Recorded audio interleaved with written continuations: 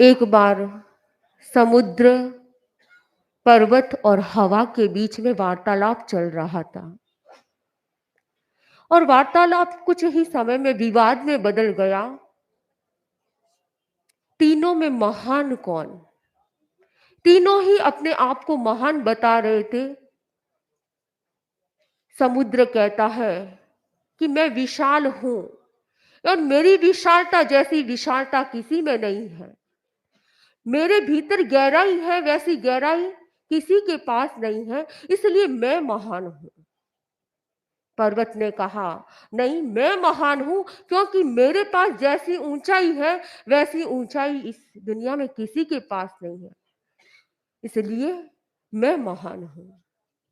हवा ने कहा, नहीं, मेरे पास न ऊंचाई है न गहराई है, लेकिन फिर भी मैं महान हूं क्योंकि मेरे पास सहिष्णुता है, मेरे भीतर गतिशीलता है, मैं निरंतर चलती रहती हूँ और मैं दूसरों का परोपकार करती हूँ। हर प्राणी को प्राण वायु देती हूँ, जीवनी शक्ति देती हूँ, इसलिए मैं महान हूँ। तीनों में विवाद चल रहा था। उसी समय एक बुद्धिमान व्यक्ति वहां खड़ा था। वह उनके तीनों के विवाद को देख रहा था। सोचा कि इनके विवाद को सुलझा दो। पास में गया, विवाद की बात सुनी। उसने कहा कि तुम तीनों ही अपनी अपनी जगह पर महान हो, परंतु ये तीनों ही क्वालिटीज जिसके भीतर होती हैं, एक ही व्यक्ति के भीतर होती हैं, वे महापुरुष होते हैं। महापुरुष के भीतर में ये तीनों ही क्वालिटी समाहित होती हैं। महापुरुष जिनके साधना की गहराई होती है, आदर्शों की ऊंचाई होती है और जिनका जीवन निरंतर गतिशील रहता है और परोपकार की भावना रहती है। ऐसे अनेक महापुरुषों में एक महापुरुष है परम पूज्य, परम वंदनीय, महातपस्वी, युग प्रधान आचार्य श्री महाश्रमण जी। आचार्य श्री महाश्रमण जी के जीवन में हम साधना की गहराई देख सकते हैं, जीवन मूल्यों की ऊंचाई देख सकते हैं और परोपकार की भावना। उसी का ही परिणाम कि आज चाडवास में परम पूज्य आचार्य प्रवर का चौथी बार पदार्पण हुआ है। आचार्य प्रवर एक ही वर्ष में, ये एक विरल घटना लगती है कि एक ही वर्ष में एक क्षेत्र में 4 बार कहीं पदार्पण हुआ हो। ये एक ऐसा क्षेत्र है जहां पर गुरुदेव का चौथी बार पदार्पण हुआ है। और क्यों पदार्पण होता है बार बार? इसीलिए पदार्पण होता है कि हमारे जो भक्त हैं, जो तेरापंथी श्रावक श्राविका है, उनके भीतर और जागृति आए, उनका जीवन और सुंदर बन जाए, उनके जीवन में कलात्मकता आ जाए। इसलिए आचार्य पर का पदार्पण होता है। वास्तव में चारवास की धरा अपने आप में धन्यता का अनुभव करती है, सौभाग्य की सराहना करती है, जहां पर ऐसी पवित्र आत्मा का बार बार पवित्र चरणों का स्पर्श हो रहा है। आचार्य प्रवर के जीवन से हमें प्रेरणा मिलती है। आपका जीवन इतना उन्नत साधना की गहराई और जीवन मूल्यों की ऊंचाई है। 10वें आलयम में कहा गया कि गुरु कौन होते हैं? लज्जा दया संजम बम्ब चेरम कल्याण भागिस विसोहि ठाणम जे में गुरु सयय मनुषासयंती ते हम गुरु सययम पूययामि। अर्थात लज्जा, दया, संयम और ब्रह्मचर्य कल्याण भागी साधु के लिए विशोधि स्थल है। और ऐसी शिक्षा जो गुरु देते हैं, उन गुरुओं की मैं पूजा करती हूँ। कितनी सुंदर बात कही गई है। और वास्तव में ऐसे महान गुरु का हमें सानिध्य प्राप्त हो रहा है।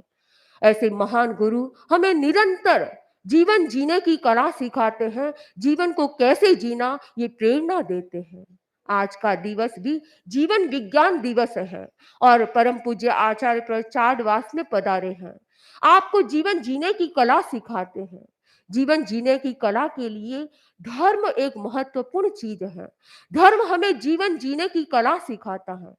परम पूज्य आचार्य पर कुछ दिन पूर्व आचार्य प्रवर ने अपने प्रवचन में फरमाया कि दो प्रकार के धर्म होते हैं, एक काल प्रतिबद्ध धर्म और एक कालातीत धर्म। काल प्रतिबद्ध धर्म जिसमें समय लगाना पड़ता है, और कालातीत धर्म जिसमें समय लगाने की अपेक्षा नहीं है। काल प्रतिबद्ध धर्म, जैसे कि आप अभी प्रवचन सुन रहे हैं, आचार्य प्रवर के सानिध्य में आए हैं, प्रवचन सुन रहे हैं, अनेक भाई बहन सामायिक कर रहे हैं, ये काल प्रतिबद्ध धर्म है, इसमें समय लगाना पड़ता है। एक होता है कालातीत धर्म जिसमें समय लगाने की अपेक्षा नहीं होती है, स्वतः ही हो सकता है। जैसे पाप नहीं करना, झूठ नहीं बोलना, प्रामाणिक जीवन जीना, ईमानदारी का जीवन जीना, इसमें हमें समय लगाने की अपेक्षा नहीं होती है, ये स्वतः ही धर्म हो सकता है। अपने क्रियाकलापों में हम यदि इन बातों का ध्यान रखें तो स्वतः ही ये सब हो सकता है। एक शावक को पाप भीरु होना चाहिए, एक शावक को सहनशील होना चाहिए, प्रामाणिक होना चाहिए, करुणाशील होना चाहिए। जो शावक होता है वह प्रामाणिक होता है, ईमानदार होता है। परम पूज्य आचार्य प्रवर अपने प्रवचनों में अनेक बार ये प्रेरणा दिलाते हैं कि हमें ईमानदारी को अपने जीवन में अपनाना है, क्योंकि जिस व्यक्ति के जीवन में ईमानदारी होती है वह व्यक्ति प्रामाणिक व्यवहार करता है, किसी के साथ अहित नहीं करता है, अनिष्ट चिंतन नहीं करता है। वास्तव में एक शावक वही होता है जो प्रामाणिक होता है, और जो व्यक्ति प्रामाणिक होता है वह विश्वास पात्र होता है, हर व्यक्ति का विश्वास अर्जित करता है। दूसरी बात, संवेदनशीलता। एक शावक के भीतर करुणा होनी चाहिए, संवेदना होनी चाहिए, क्योंकि करुणा जिस व्यक्ति के भीतर होती है वही व्यक्ति जीवनिकायों के प्रति, षट जीवनिकायों के प्रति आत्मसम्मान का भाव रख सकता है। अत्त समय मन निज छप्पी काय, अर्थात आत्मवत, छह जीवनिकायों के प्रति आत्मवत व्यवहार करना। जैसे मुझे अपना जीवन प्रिय है, वैसे सब प्राणियों को अपना जीवन प्रिय होता है। एक शावक का प्रसंग मैं आप लोगों को बताना चाहूंगी। उत्तम चंद जी बेंगानी नाम के श्रावक हुए बिदासर के।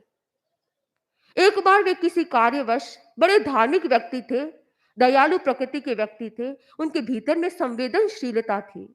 एक बार वे किसी कारण से जयपुर गए और जयपुर में उन्होंने एक हीरा खरीदा। हीरा लेकर वे अपने घर आ गए। जब उन्होंने अपने घर में उस हीरे को रख दिया और कुछ ही दिनों के बाद उनके पुत्र का वियोग हो गया।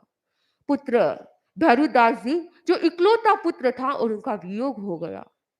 जब ये जानकारी हुई तो लोग उन्हें कहने लगे, क्योंकि जो हीरा था वो खरीदा हुआ, वो उसमें लाल धब्बे थे, और लाल धब्बे वाला हीरा अशुभ माना जाता है। लोगों का कहना था कि ये हीरे के कारण, ये हीरा निमित्त बना इनकी मृत्यु का, और उनके घर में अशुभता, कुछ न कुछ अशुभ होने लगा। उन्होंने सोचा, लोगों ने सोचा, संबंधियों ने सोचा कि ये हीरा जब तक घर में रहेगा कुछ न कुछ अशुभ होता रहेगा, इसलिए इस हीरे को आपको बेच देना चाहिए। उत्तम चंद जी बेंगानी ने सोचा कि क्या करूं, इतना कीमती हीरा है, अगर मैं ये किसी व्यक्ति को बेचता हूं तो उसके घर में भी ऐसी कुछ दुर्घटनाएं घटित हो सकती हैं, उनके भी पुत्र का वियोग हो सकता है। ऐसा मुझे अनिष्ट कार्य नहीं करना है, किसी का अहित हो ऐसा कार्य नहीं करना है, तो क्या करूं, इस कीमती हीरे का क्या करूं। उन्होंने रात्रि में चिंतन किया और सवेरे सवेरे उन्होंने एक व्यक्ति को बुलाया और अपने व्यक्ति से कहा, इस हीरे को एक कुएं में डालकर आ जाओ, ये किसी को मैं नहीं बेचना चाहता। ऐसा कौन कर सकता है? वही व्यक्ति कर सकता है जिसके भीतर में करुणाशीलता होती है, जिसके भीतर में संवेदनशीलता होती है। हमारे भीतर भी संवेदनशीलता जागृत हो, करुणा के भाव जागृत हो, ताकि हम सब प्राणियों के प्रति आत्मवत व्यवहार कर सके। तीसरी बात, जो व्यक्ति पाप भीरु होता है, पाप भीरु का मतलब जो पाप से डरता है। पाप से वही व्यक्ति डरता है जो कर्मों को जानता है कि मुझे कर्म बंधन नहीं करना है। पाप से वही व्यक्ति डर सकता है। और पाप से बचने के लिए भीतर में संयम की चेतना जागृत होना जरूरी है। जिस व्यक्ति के भीतर में संयम की चेतना जागृत हो जाती है, वह व्यक्ति ही पापकारी प्रवृत्तियों से बच सकता है और अपने जीवन को सुंदर बना सकता है, अध्यात्ममय जीवन बना सकता है। यदि हमें अध्यात्ममय जीवन जीना है, संयममय जीवन जीना है, तो हमें हमारे जीवन में कुछ ऐसी प्रवृत्तियां भी करनी होगी, ऐसे कार्य भी करने होंगे जिसके माध्यम से हम संयममय जीवन जी सकते हैं और उससे धर्म हमारे जीवन में आत्मसात हो सकता है। 12 व्रतों को स्वीकार करके हम काल प्रतिबद्ध धर्म की साधना भी कर सकते हैं और कालातीत धर्म की साधना भी कर सकते हैं, क्योंकि 12 व्रत की साधना में समय भी लगाना पड़ सकता है और कुछ कुछ ऐसी प्रवृत्तियां हैं जिनमें समय भी नहीं लगाना पड़ता है। दूसरी बात, सुमंगल साधना। परम पूज्य आचार्य पर ने श्रावक श्राविकाओं के लिए एक सुंदर साधना प्रयोग बताया है, जिसके माध्यम से आप 12 व्रत की साधना के साथ साथ सुमंगल साधना को अपना सकते हैं। इसके लिए 60 वर्ष की उम्र होना जरूरी है। 60 वर्ष के बाद ही इस साधना को अपनाया जा सकता है और अपने जीवन को उन्नत बनाया जा सकता है। हमें इस बात पर भी ध्यान देना है कि परम पूज्य आचार्य प्रेर का एक संकल्प है, अधिक से अधिक मुमुक्षु भाई बहन तैयार हो।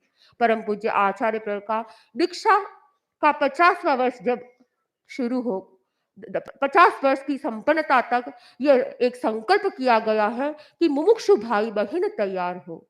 तो चारवास के श्रावक श्राविकाओं से भी मैं ये कहना चाहूंगी कि अपने पुत्र पुत्रियों, अपने पुत्र पोत्रियों को तैयार करें और गुरु चरणों में समर्पित करने का प्रयास करें। इस प्रकार हम अपने जीवन में काल प्रतिबद्ध धर्म की साधना भी कर सकते हैं और कालातीत धर्म की साधना भी कर सकते हैं, जिसके माध्यम से हम अपने जीवन को अध्यात्ममय, आत्मा को परम की ओर ले जा सकते हैं। ऐसे गुरु का सानिध्य प्राप्त हो रहा है, ऐसे गुरु के प्रवचनों को सुनने का आपको सौभाग्य प्राप्त हो रहा है। हम अपने जीवन को उन्नत बनाने का प्रयास करें। एक गीत, एक पद्य के माध्यम से मैं अपनी बात पूरी करना चाहूंगी। एक जन्म में क्या लाखों सुधारे, आदि व्याधि उपाधि सबसे उबारे। एक जन्म क्या लाखों सुधारे, व्याधि उपाधि आधि सबसे उबारे। तीर्थपति के प्रतिनिधि, तीर्थपति के प्रतिनिधि, नमो त्यागवंतम, नमो अरहंतम, नमो भगवंतम।